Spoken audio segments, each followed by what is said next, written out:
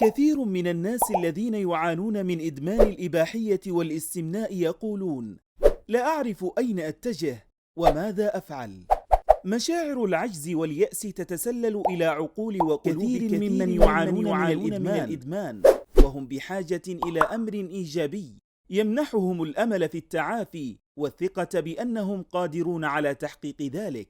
يعلق الكثير من مدمن الإباحية في فخ اليأس والإحباط من إمكانية التغيير، ولكن من حسن الحظ فإن التغيير يحدث فعلا عند طرح الأفكار والأجوبة الجديدة.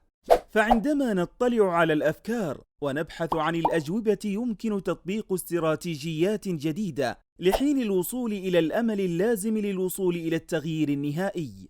وللوصول إلى التغيير النهائي علينا بالتحضير والاستعداد الكافي، وإلا فإن العادات والمنهجيات القديمة سوف تعود. إن التحضير والتجهيز حيويان لتجاوز إدمان الإباحية، وذلك كالمهندس عندما يجهز لبناء مبنى معين فهو يقضي الأيام في الإعداد والتجهيز، لأنه إذا أخطأ في الأبعاد إنشا واحدا فسوف يعاني من مشكلات كبيرة. لذا فأول درس يجب عليك تعلمه هو درس التخطيط والتحضير.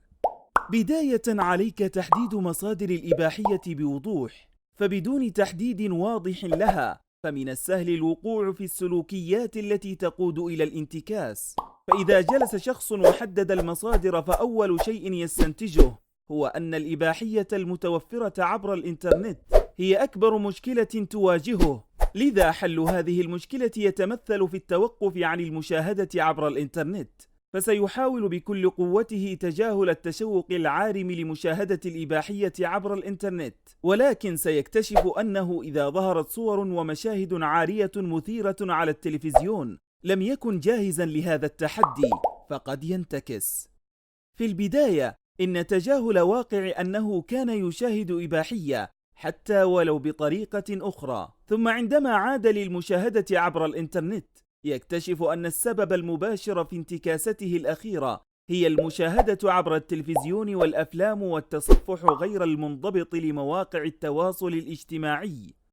من هنا فإن شخصا تجنب الإباحية عبر الإنترنت حدد مشاهداته عن طريق التلفزيون والأفلام إلى برامج محددة، نجح في عدم مشاهدة الإباحية عدة أسابيع حتى عندما تزداد رغبته عانى من الأعراض الانسحابية، ثم اعترف أنه كان يتخيل الصور الإباحية خلال الأيام الماضية. بهذا الإدراك حدد مصادر الانتكاسة وبدأ يتوقف عن التخيل الجنسي.